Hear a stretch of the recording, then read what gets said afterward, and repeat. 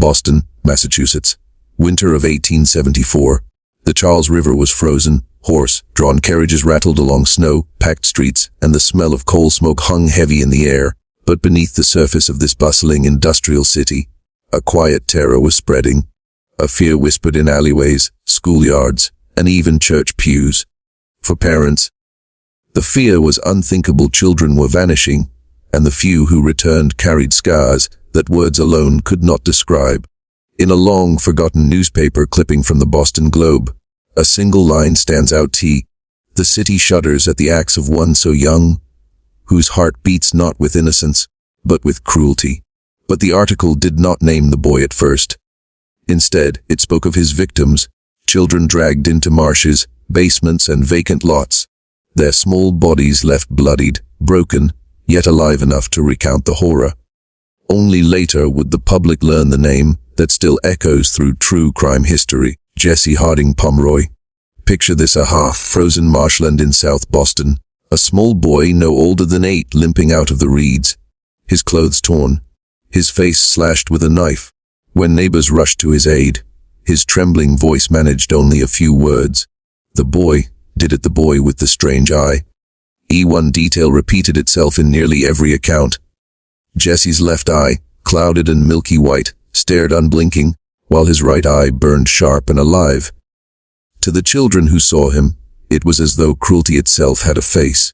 Jesse Pomeroy was only 12 years old when the newspapers began calling him the boy fiend.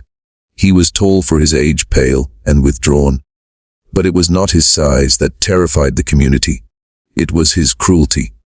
He seemed to take pleasure in hunting children, as if he were rehearsing darker acts yet to come. Between 1871 and 1872, at least 7 young boys were lured into deserted fields and sheds.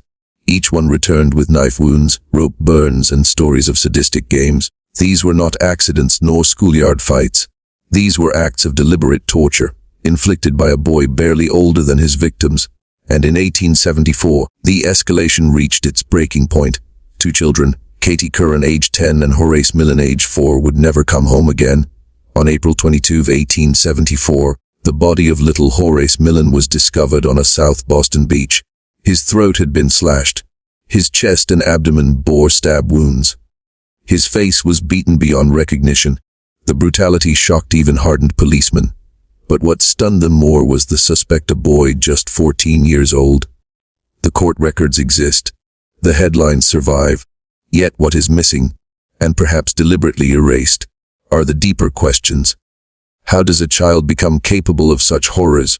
Why did Boston officials move so quickly to bury his case in the archives, avoiding a sensational trial that might expose not just Jesse, but the failures of the city itself? For while Jesse Pomeroy would go on to spend nearly 60 years in solitary confinement, his story was not one of justice alone. It was one of secrecy, fear, and unanswered questions. Boston in the 1870s was a city still bearing scars. The Civil War had ended less than a decade before. Veterans hobbled on crutches through the streets. Immigrant families, Irish and Italian, crowded into tenements, scraping out lives amid poverty and disease. Children worked in factories. Education was inconsistent, and in this climate, child protection laws were almost non-existent. The idea of a juvenile justice system was still new. Most believed children could not truly be criminals. But Jesse Pomeroy shattered that illusion, and in doing so, forced Boston to confront an unbearable reality, that evil can emerge even in youth. When Jesse was finally convicted, the records show something curious. Instead of execution, which many demanded, he was sentenced to life in solitary confinement, a punishment that some considered merciful, others monstrous. But why was he spared the gallows? Why did the courts resist making a public spectacle of his crimes? Some historians suggest the answer lies not in mercy, but in fear. Fear of what the trial might reveal about Boston's institutions, its failures, and the darkness within its children. And so, the story of Jesse Pomeroy, America's youngest serial killer, begins not only with blood, but with silence. But who was Jesse really? A born monster, as newspapers claimed, or the product of a broken home, a neglected system, and a society unwilling to face its own shadows?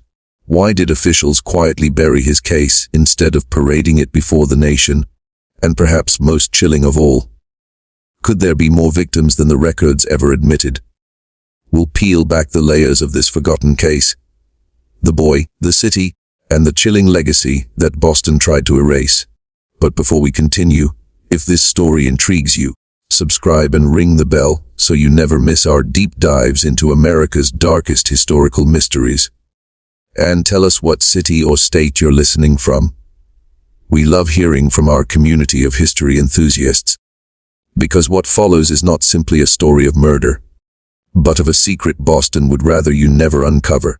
To understand the boy Boston would one day call the Fiend, we must go backward, to the years before the murders, to the quiet streets of South Boston, where Jesse Harding Pomeroy grew up. Because the roots of his violence didn't begin with blood on the beach.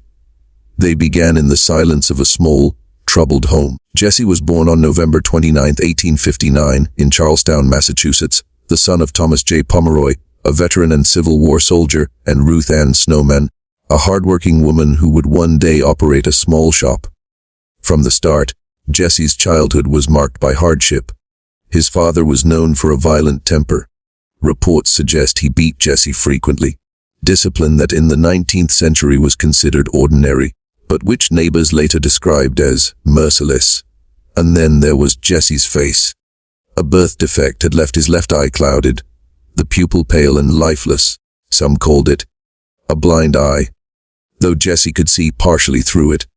In an era steeped in superstition, this physical difference made him a target of cruel nicknames: Horn-eyed Devil, Blind Jesse.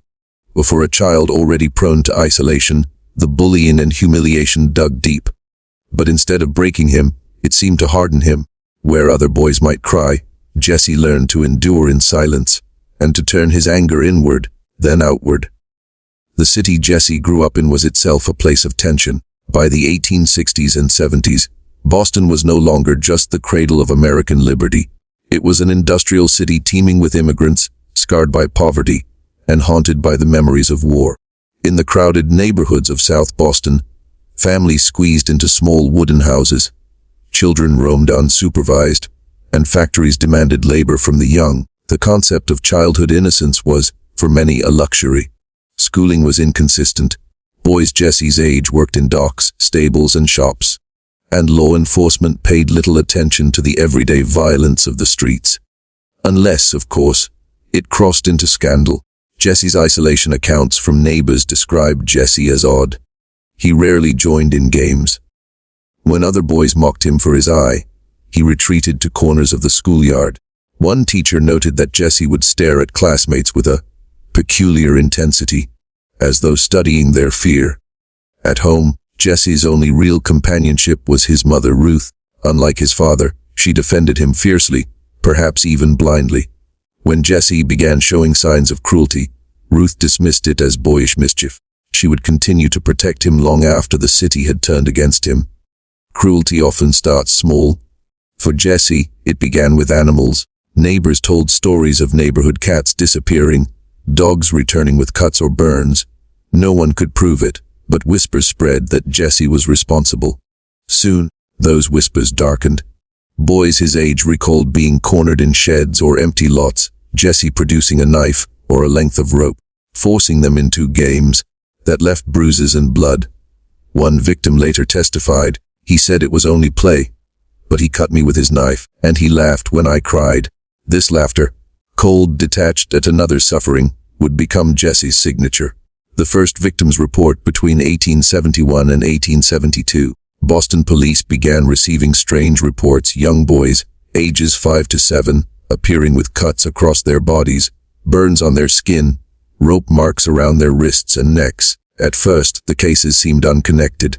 In a city of nearly 250,000, accidents were common, but soon the similarities were undeniable. Each child spoke of a boy only slightly older than themselves, a boy with dark hair, a boy with a strange eye.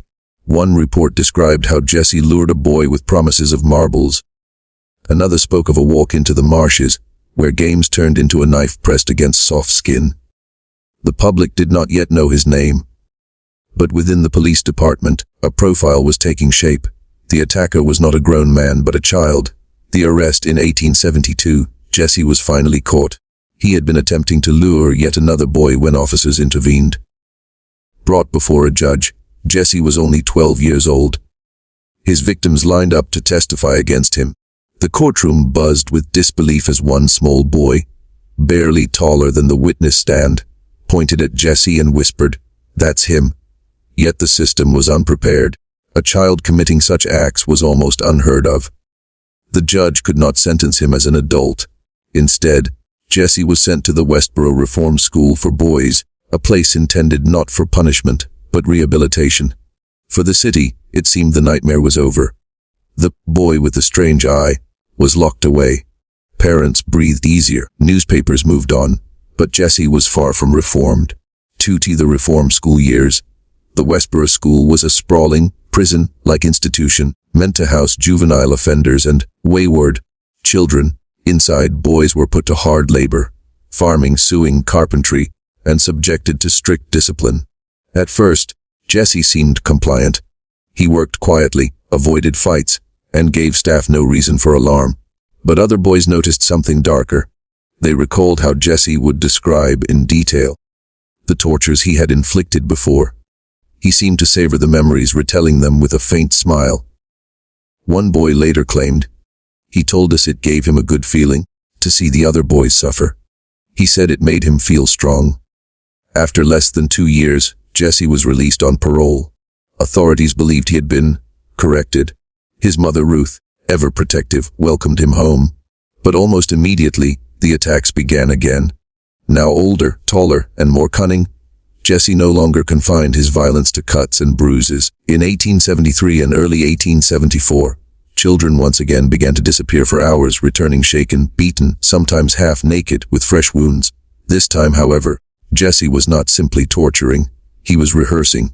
His games grew deadlier, his knives sharper, his grip firmer, and though the police had once caught him, they seemed unwilling to admit their mistake in releasing him. The city wanted to believe he was reformed, but Boston's children knew better. One boy later said, through tears, "He told me next time he wouldn't let me go." By the spring of 1874, Jesse was 14, a tall, brooding figure, pale and intense, with the milky eye that had become his mark of fear. His cruelty had reached its breaking point. On March 18, 1874, 10-year-old Katie Curran vanished after telling friends she was going to buy a notebook. She never returned. Weeks later, 4-year-old Horace Millen was found dead on the beach. The connection would be undeniable. The police had a suspect. The city had a monster. And Boston would never be the same. The murders of Katie Curran and Horace Millen are what sealed Jesse Pomeroy's infamy. But the deeper story, of how a city failed to stop him, of how officials moved to silence the scandal, is even darker than the crimes themselves. Because as you'll see, Jesse's trial was not the climax, but the beginning of a cover-up that lasted generations. March 18, 1874, South Boston. 10-year-old Katie Curran left her family's home in the morning, clutching a few coins. She told her mother she was going to buy a notebook for school. It was a simple errand, one she had done before. She never came back. At first, her absence seemed ordinary. Perhaps she had stopped at a friend's house. Perhaps she had lingered by the shops. But as hours stretched into the evening, panic spread through her family. Neighbors began combing the streets. By nightfall, lanterns flickered in alleys and marshes as search parties called her name. "Katie! Katie!" She was gone. The fruitless search for weeks. Katie's disappearance haunted South Boston. Posters appeared, describing a thin girl with brown hair and lively eyes. Parents tightened their grip on their children's hands. Rumors whispered of kidnappers, of foul play. Yet the police found nothing. The city, still uneasy from previous attacks on boys, did not know what to make of this. Was Katie simply a runaway? Or had something darker happened? It would take months for the answer to emerge, and when it did, it was far worse than anyone expected. The shop basement. The breakthrough came not from the police, but from suspicion. By the summer of 1874, after Jesse Pomeroy had already been arrested for another crime, investigators returned to a small shop once operated by his mother Ruth. The store was closed now, abandoned after Jesse's arrest. But beneath it lay a cramped, dirt-floored cellar. When workmen entered, they noticed an unbearable odor. Digging into the soil, they made a grisly discovery: the body of a young girl, decomposed yet identifiable. It was Katie Curran. Her throat bore deep wounds. Her clothing was torn. Her body had been hastily concealed beneath boards and earth, left to rot in silence just beneath the very feet of Jesse's family. The city recoiled. To the suspicion tightens. Suddenly, the disappearance that had puzzled Boston for weeks had a suspect. Jesse Pomeroy had often been seen loitering near the shop. He had keys to the cellar. And when questioned, neighbors remembered Katie being spotted near the store on the day she vanished. The evidence was circumstantial. There was no witness to the killing, but the pattern was undeniable. Jesse had already been linked to brutal attacks on boys. Now, a girl had been found in the shadows of his family's property. It was the beginning of a case that would brand him a murderer. 2. The city's fear for Boston. The discovery confirmed what many parents had feared, but scarcely dared say, that Jesse was not merely a bully, nor a troubled boy, but something far worse. The press began sharpening its language. Jesse was called the fiend, the young villain, the monster in boys' clothing. But if Katie's death shocked the city, it was only a prelude. Because barely a month later, another child would be found, this time not hidden in a cellar, but left in plain sight, mutilated beyond comprehension. The whisper before the storm. Looking back through the archives, one chilling thread emerges: Katie's disappearance, though tragic, did not ignite the panic one might expect. The city treated it as an isolated event, a single case amid many. It was only after the next murder, and the arrest of Jesse, that Katie's fate was fully recognized as part of a pattern, and that realization would forever cement his reputation as America's youngest serial killer. The cellar under the Pomeroy shop was sealed after Katie's remains were removed, the boards nailed shut, the earth stamped down. But the question lingered: why had Jesse chosen her? Why conceal Katie so carefully, only to grow more reckless weeks later? Perhaps Katie's death was practice. Perhaps it was the first time Jesse learned that murder could be hidden. Or perhaps, as some historians whisper, hers was not his first killing at all. The city would soon have its answer. Because on April 22, 1874, a small boy named Horace Millen left his home to play, and never returned. What happened to Horace would not only expose Jesse Pomeroy's true nature, but shake Boston to its core. April 22, 1874. It was a mild spring afternoon in South Boston. 4-year-old Horace Millen, a small boy with blonde curls and wide eyes, asked his mother if he could go out to play. The Millens lived near the shore, where children often wandered freely along the sandy paths. It seemed safe enough, but Horace never came home. The last sight of Horace, neighbors later testified that Horace had been seen walking with an older boy, tall, pale, with dark hair and a cloudy, lifeless eye. They walked toward the beach hand in hand, the smaller boy trusting, the older one calm, almost protective. To onlookers it seemed unremarkable. Boys often played together by the water. No one imagined that this short walk would end in one of the most brutal murders Boston had ever seen. The discovery on the beach by evening. Searchers combed the shoreline. Then, just beyond the tide line, they found him. Horace's body lay sprawled in the sand. His throat had been slashed ear to ear. His chest and abdomen bore multiple stab wounds. His face was swollen, beaten beyond recognition. His small hands were curled in final desperation. Even hardened policemen recoiled. One officer later wrote, "It was the work of a maniac." But what chilled us most was the witness who said the killer was not a man at all, but a boy. The brutality was shocking not only for its savagery, but for its intimacy. Whoever had done this had stood inches away from Horace, holding him down, watching the life drain from his body. 2. Panic and outrage. News of the murder spread like wildfire. Parents pulled their children from the streets. Mothers barred their doors. The Boston Globe described the atmosphere as one of general panic. Boston was not unfamiliar with violence, but violence against children, carried out by a child, struck at something primal. If children were no longer safe, If innocence could no longer be trusted, then what was left? The suspect emerges almost immediately. Suspicion turned to Jesse Pomeroy. He was already known to police for his earlier assaults. His name had been whispered in connection with Katie Curran's disappearance, and witnesses had seen him with Horace on the very day of the murder. When investigators confronted Jesse, they noticed scratches on his hands, stains on his clothes. Asked where he had been that afternoon, Jesse gave conflicting answers. But it was his demeanor that truly unnerved them. While questioned about the death of a 4-year-old, Jesse remained calm, even indifferent. His only remark was chilling in its simplicity. "I suppose I did it." The arrest, Jesse was taken into custody.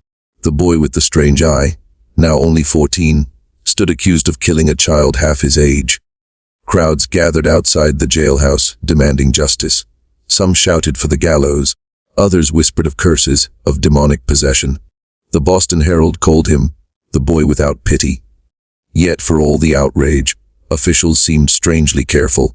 Instead of rushing to trial, they moved slowly, almost cautiously, as though uncertain how to proceed. Was Jesse a murderer, a lunatic, a child in need of reform, or something darker? Proof that evil could be born, not made. The shadow of Katie Curran. Horace's death forced investigators to revisit Katie Curran's disappearance. Her body had not yet been found, but suspicion now hardened into near certainty.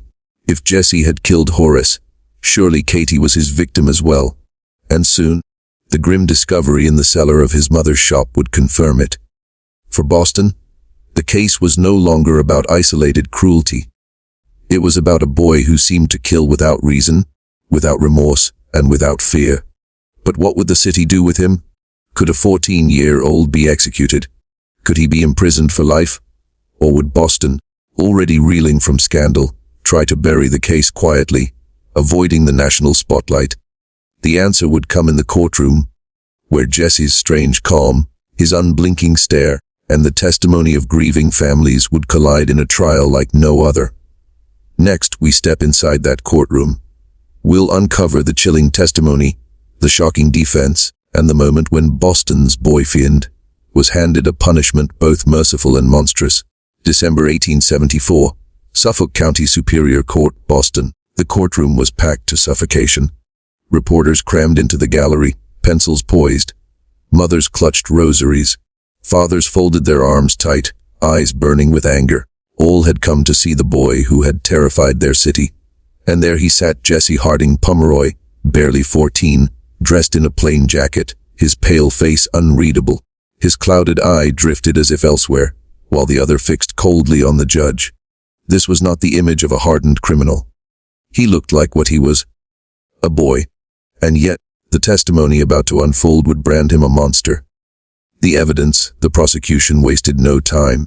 They called witnesses who had last seen 4-year-old Horace Millen walking with Jesse toward the beach. They displayed Horace's bloodied clothing, the knife wounds, the brutality that few in the room could stomach hearing described. One medical examiner testified that Horace's body bore more than a dozen wounds. Each, he said, was deliberate, each inflicted with purpose.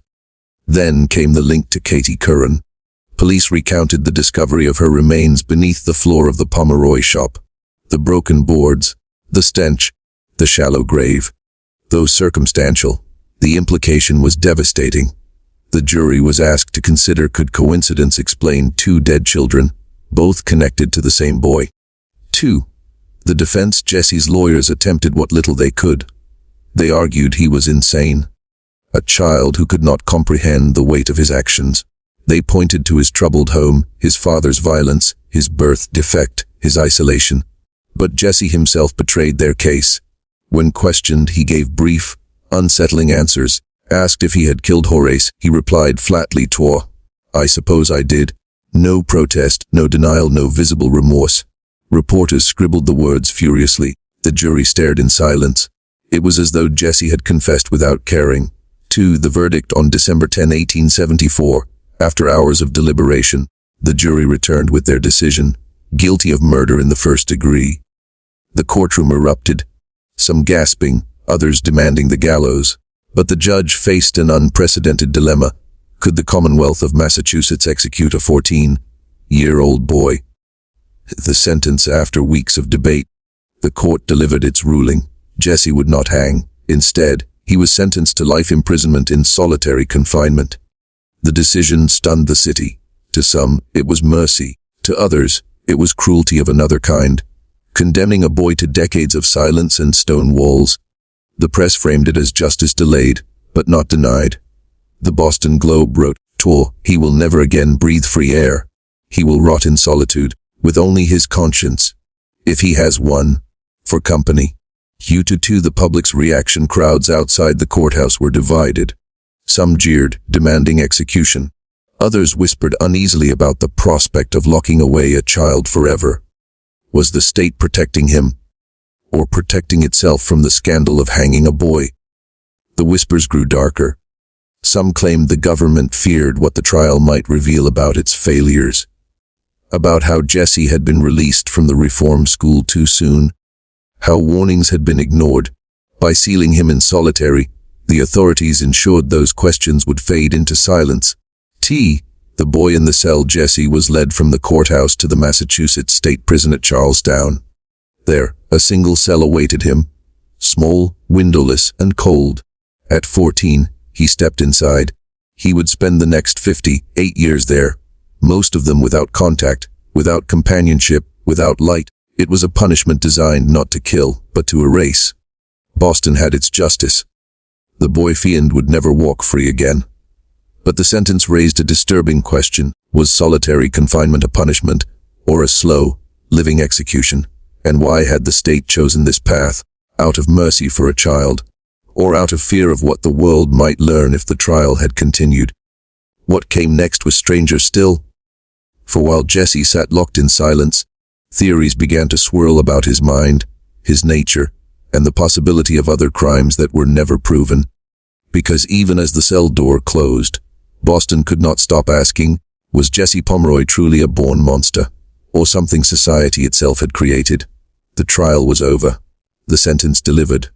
Jesse Harding Pomeroy was sealed in a cell, forgotten by law but not by history. And yet, his case refused to rest. How could a boy so young commit such calculated brutality? Was he born a killer, or had something gone terribly wrong in his making? Boston searched for answers, and what followed was a storm of theories, each more unsettling than the last. Theory 1. The medical anomaly doctors of the time were obsessed with Jesse's milky, clouded eye. Some declared it a physical marker of degeneration, a sign of moral insanity. Others claimed it was evidence of epilepsy, hysteria, or a congenital defect that warped both body and mind. One physician wrote, "There is a strange connection between his deformed eye and his deformed soul." Another argued Jesse must have been suffering from an undiagnosed brain disease, something modern medicine had yet to classify. But in truth, no autopsy, no scans, no real science was ever applied. The theory remained little more than superstition wrapped in medical jargon. Theory 2. The born criminal. Italian criminologist Cesare Lombroso, writing just a decade later, would popularize the notion of the born criminal, a person marked from birth to commit crime, identifiable by their physical traits. To many, Jesse was the living proof, a child whose very appearance, his pale skin, his twisted eye, his sharp fox-like face, marked him as nature's mistake. The New York Herald called him, a wolf cub born into human clothing. If this theory terrified parents most of all, if Jesse was born evil, then no amount of prayer, discipline, or reform could save a child like him. Theory 3. The curse outside the medical halls and lecture rooms. Whispers spread of something older, darker. Some claimed Jesse was cursed at birth, a punishment upon his family. The Pomeroy household, after all, was no stranger to violence. His father, Thomas, had beaten him mercilessly. His mother, Ruth, struggled to keep order. Neighbors recalled strange things. Jesse, as a boy, killing birds with a frightening calm. Jesse luring playmates into cellars and emerging with scratches and bloodied toys. To them, he seemed touched by something unnatural. In Irish Catholic neighborhoods of Boston, it was said the evil eye had marked him, quite literally, from the day he was born. Theory 4. The cover, But there was another line of thought, whispered more quietly, that Jesse's case was not just about him, but about Boston itself. Some journalists suggested that the authorities had rushed to pin every unsolved child killing on Pomeroy. It was convenient. He was already a monster in the public's eyes. By locking him away for life, the state could close its files, ease the panic, and avoid admitting how many killers might still have roamed free. After all, Jesse was linked to more than a dozen disappearances. But solid evidence? It rarely existed. His confessions were contradictory, vague, and often coerced. Was Jesse truly guilty of all he was accused of? Or was he the perfect scapegoat, his name enough to bury unanswered questions? To the monster or the mirror, in the end, Jesse Pomeroy became less a boy and more a mirror. Doctors saw in him the failures of medicine. Criminologists saw the embodiment of their theories. Parents saw their worst nightmare. The state saw a convenient solution. But what was Jesse himself? A medical anomaly? A born criminal? A cursed child? Or a vessel for society's darkest fears? No answer ever settled. And perhaps that was the most frightening truth of all. As years passed, the cell walls closed in around Jesse. But outside his legend only grew. A blend of fact, rumor, and gothic horror. And soon, the world would hear strange reports of Jesse's life behind bars. Tales that blurred the line between history and ghost story. Because solitary confinement did not silence him. It twisted him, shaped him, and gave birth to chilling stories that would haunt Boston for generations. What happened inside that cell was stranger, and perhaps darker, than anything he had done outside of it. On December 10th, 1876, the gavel struck for the last time. Jesse Harding Pomeroy, just 16 years old, was sentenced not to execution, but to life in solitary confinement. It was a punishment designed to erase him. No classroom, no labor yard, no contact with other prisoners. Only four walls, iron bars, and silence. The public thought this would be the end of his story. They were wrong. A child locked in stone. Prison records note the peculiar reality. Jesse was still a boy when locked away. His cell was barely larger than a horse stall. A cot, a table, a narrow slit of light. For the first years, guards remarked on his restlessness. He scratched drawings into the walls, whispered to himself, tapped messages no one answered. One visitor recalled, "He stared through me, not at me. The good eye was cold, but the clouded one, it seemed to drift, to look beyond, as though it saw something no one else could." The letters denied human contact. Jesse turned to letters. He wrote obsessively. To his mother, to wardens, to governors, even to strangers. He demanded release. He pleaded for pardon. He argued that he had been wronged by the courts. The handwriting was careful, almost elegant. The words, at times, chilling. "I am not the monster they claim. I am a man, and men are not meant to be buried alive." Yet in other letters, he seemed to embrace the persona forced upon him. "You fear me, that is wise." A boy became a fiend because the world made him one. Of his letters blurred the line between victim and villain, leaving even officials unsure whether they were reading the words of a desperate prisoner or the manifesto of a predator. Strange behaviors over the decades. Guards recorded oddities. Jesse would spend hours standing motionless in the corner of his cell. He whispered to himself in tones too low to hear. When given books, he tore out pages and folded them into strange shapes. Some were birds, others crude figures that resembled bound children. At times, he sang nursery rhymes in a low, tuneless voice. One guard swore he heard Jesse humming the lullabies mothers once sang in South Boston alleys. The same alleys where his young victims had disappeared. To the petition that shook Boston in 1914, nearly 40 years into his confinement, Jesse petitioned the state for release. By then he was in his 50s, his once sharp face gaunt and hollow. Supporters argued no man could be kept in solitary for life. It was inhuman. Even some reformers believed he had paid enough. But when the news broke, Boston erupted in fury. Old families still remembered. Survivors still bore scars. Newspapers screamed, boe find whence freedom. A public outcry was swift. Politicians backed away. Jesse's petition was denied, and once again he was swallowed by silence. To the ghost in the prison. By the 1920s, Jesse Pomeroy was no longer the boy who terrified Boston. He was an old man, bent-backed, with hair gone white. But inmates whispered of him as if he were a phantom. Some swore they saw his pale eye glowing through the cell door at night. Others claimed he laughed when no one was there. The guards began to call his wing of the prison the tomb. When Jesse finally died in 1932, he had spent nearly 60 years in solitary confinement, longer than any prisoner in American history up to that point.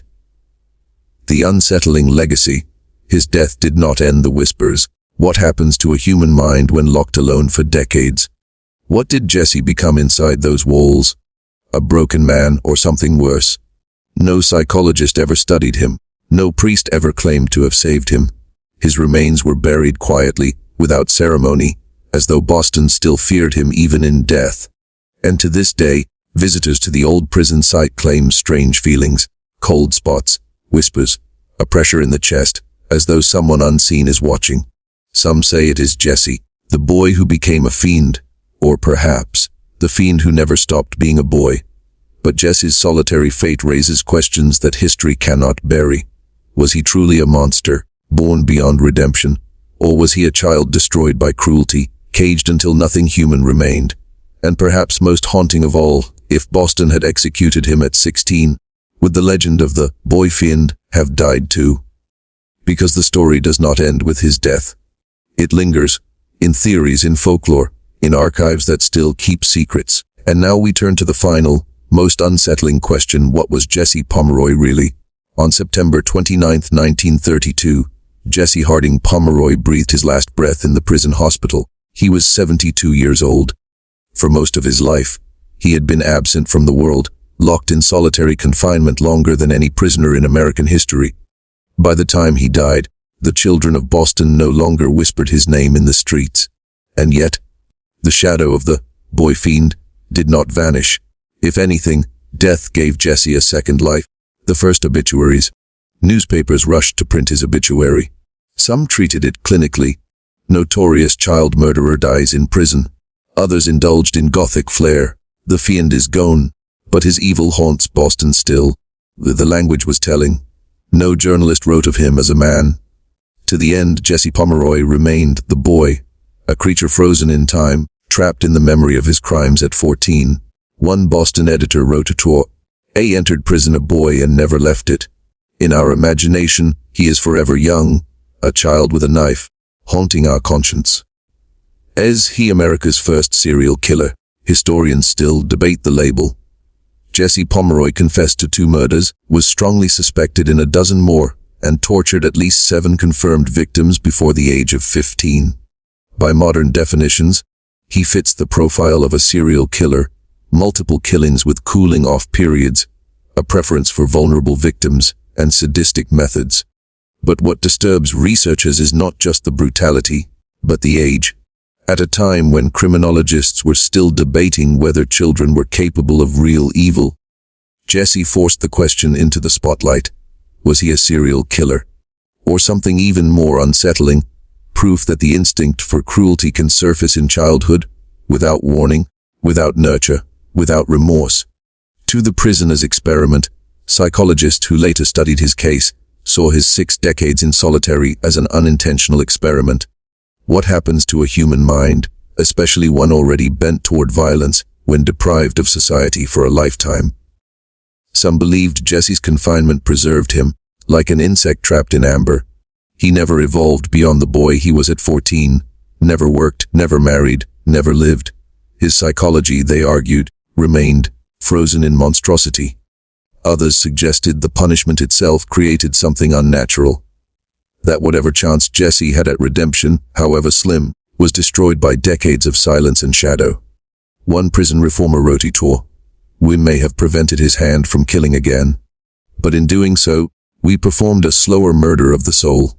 A true folklore and ghost story outside of academia, Jesse Pomeroy became folklore.